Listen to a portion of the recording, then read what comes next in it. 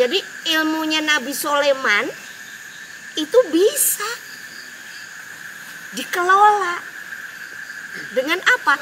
Kekuatan. Kekuatan yang Allah tajalikan di dalam diri insan. Karena 70% penyakit itu sumbernya dari akal, otak, pikiran yang negatif. 30% itu gaya hidup dan pola makan.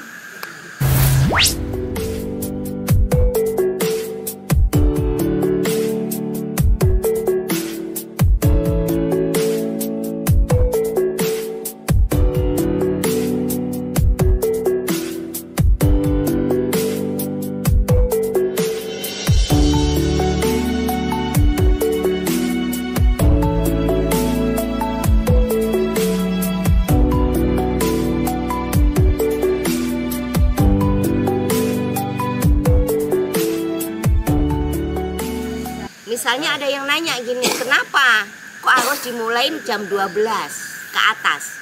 Karena waktu-waktu istimewa. Waktu sangat istimewa.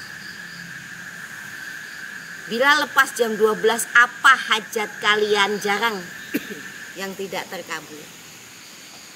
Yang penting sungguh-sungguh secara jiwa dan raga.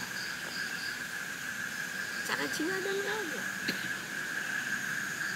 Kalau hanya otak, pikiran, akal kita biasanya itu aja ditunggangin itu sama nafsu, setan, sama jin. Itu semuanya ada di sini. Binatang ada di sini, hantu ada di sini. Semuanya ada, semua yang di alam semesta ini ada di sini. Ada di sini.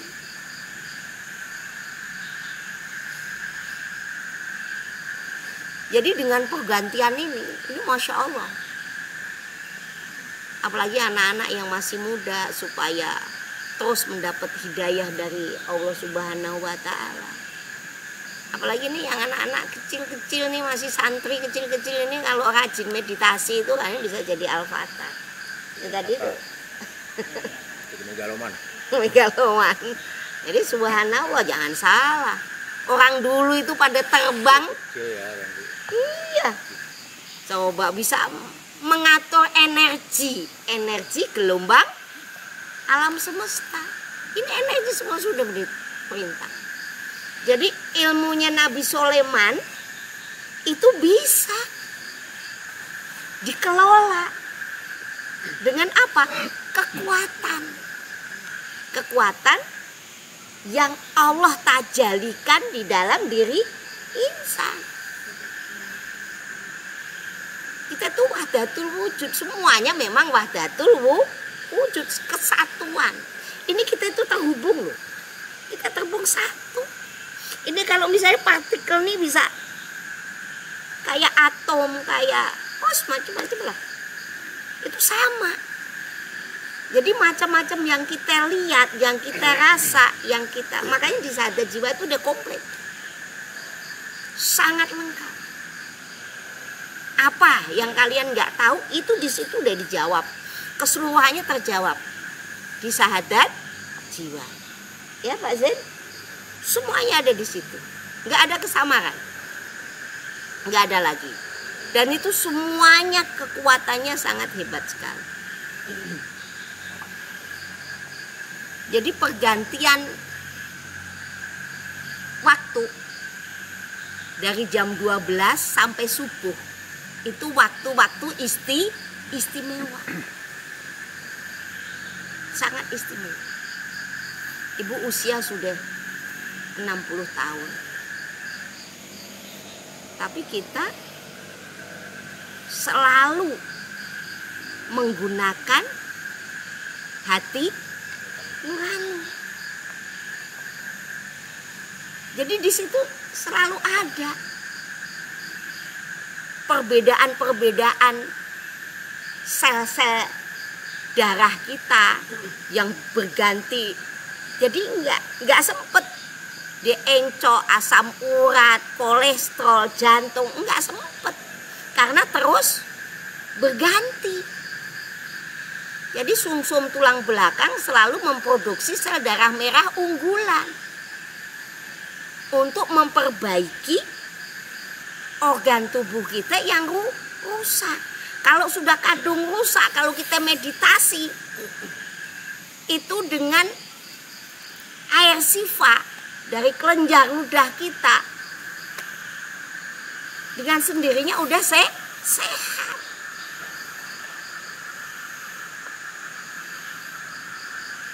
Apalagi kalau otak kita, pikiran kita, akal kita selalu positif, kemungkinan jasadnya rusak kecil. Kemungkinan jasad rusak kecil. Karena 70% penyakit itu sumbernya dari akal, otak, pikiran yang negatif. 30% itu gaya hidup dan pola makan.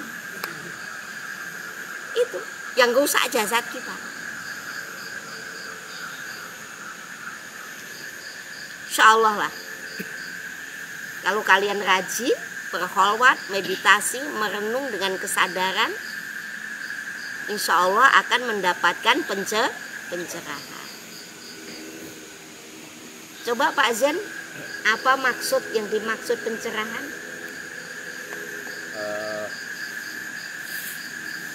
Yang dimaksud pencerahan itu kalau dalam apa namanya itu peta kesadaran itu udah paling tertinggi, ya udah menembus di atas gelombang theta atau sebelumnya epsilon itu ya, paling tertinggi. Berapa hertz? Itu sampai 1000 hertz. Sampai 1000 hertz ya. Jadi yang terendah adalah itu rasa takut paling rendah. Paling tinggi yang disebut enlightenment atau pencerahan. Itu kesadaran murni. Sudah sampai puncak kesadaran. Itu pencerahan. Jadi masing-masing punya gelombangnya sendiri-sendiri. Ada cinta, ada ketakut, ada kesenangan, damai. Baru powerfulnya adalah tadi kesadaran murni. Dan cinta itu masih 500 ke bawah. Cinta masih di bawah. Di 4.500. Tapi itu udah bagus sebenarnya. Oh, udah bagus. Itu udah sangat bagus. Karena dengan cinta kan ada kasih sayang. Ada kasih sayang, ulas asih, apa? Sili asih, sili asih. Ada pertanyaan lagi ini udah sedikit banyak. Jadi ilmunya sudah balik. Kalau ngikutin terus, apalagi kita sudah bikin sketsa yang di papan kertas itu, cuman kayaknya timingnya kan belum tepat kayak biasa untuk ini ya. Kita Bismillah dengan kita sering bersama-sama setiap malam Jumat kita melintas batas untuk mencapai kesadaran tertinggi hingga pencerahan. Insya Allah. Tapi yang jelas untuk mendapatkan pencerahan itu yang saya evaluasi itu rata-rata harus melalui sadar jiwa. Kalau nggak itu sulit. Itu sulit. Dia lewat zikir panas. Sedangkan kita memahami sadar jiwa, kalau dia nggak puasa dulu, nggak dibersihkan dulu jiwa raganya, nggak akan masuk.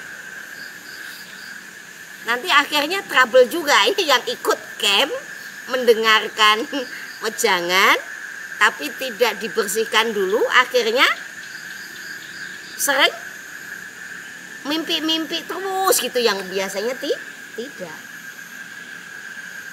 Ya insya Allah nanti di ini kan diperbaikin, ikut dibersihkan secara jiwa dan raganya.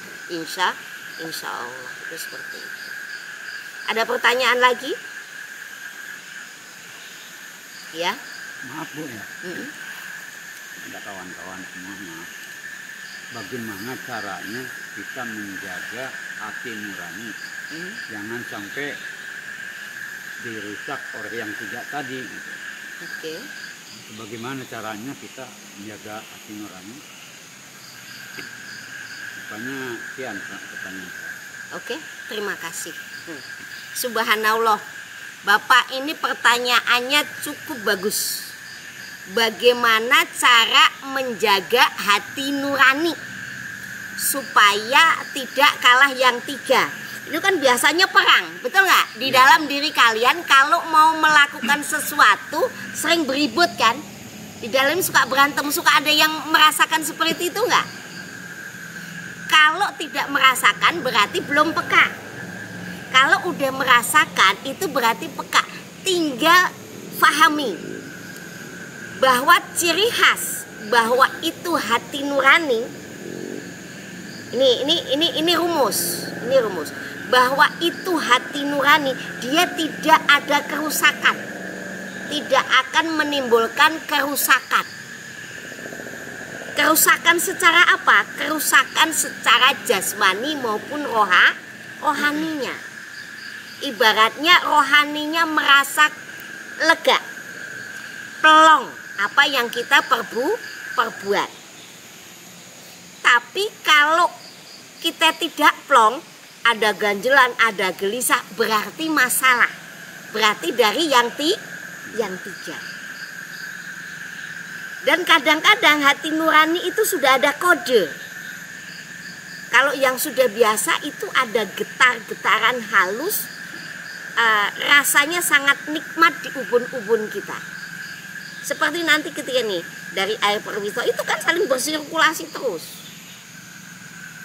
saling bersirkulasi, dan itu intuisi. Intuisi itu nggak pernah salah. Saya bukan arsitek tuh bikin kolam renang jadi pakai padahal itu kalau bikin kolam renang kalau nggak teliti bocor satu rambut aja masalah. Ini fakta dan hal banyak deh kita ini kan, karena yang kalian lihat ini semua ini tergelar di sini nih, kita nanam pohon apa segala macam. Ya semua bisa ditanya sama karyawan. Kalau ibu yang nanam belum dilempar doang hidup. Karena pakai apa? Pakai jiwa tadi. Jiwa rohani kita. Itu seperti itu. Banyak hal lah, banyak hal.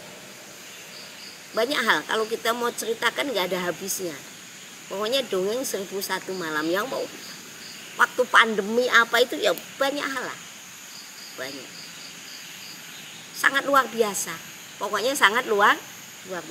Makanya ilmu kerohanian ini, ilmu memahami jati diri, ilmu untuk memahami diri pribadi, itu ibu karena prihatin dengan pandemi itu. Soalnya banyak korban, udah gitu. Dan alhamdulillah kata-kata Allah selamatkan. Karena apa? Fisik, jiwa dan raganya menjadi berkualitas. Jadi virus kalah sama energi positif. Itu seperti itu. Cukup? Apa masih bingung? Kunyah-kunyah dulu? Ya, alhamdulillah cukup, Bu. Cukup ya, alhamdulillah. Kalau nggak cukup ya nanti ditambah lagi. Jadi itu perang intinya dia tidak akan pernah membuat gelisah. Dia selalu menenangkan. Itu pasti hati nurani. Dan hasilnya selalu baik. Ya. Apapun itu, mau dia jadi sakti, mau dia jadi hebat, mau dia jadi unggul, jadi apa, itu semuanya dengan rahmat. Karena hati nurani tidak pernah dengan kerusakan. Kerusakan utamanya kerusakan jiwa. Menjadi gelisah, menjadi nggak nyaman, menjadi kita seperti kayak ada yang ganjil di lubuk hati kita, itu penderitaan yang sangat panjang. Itu berarti sudah yang 3 unsur ini tadi. Ada yang tanya lagi? Begitu ada pertanyaan berarti ada jawaban yang bisa menambah pemahaman bagi yang lain. Sesuai dengan kemampuan yang Allah ilhamkan kepada kita selaku pembimbing.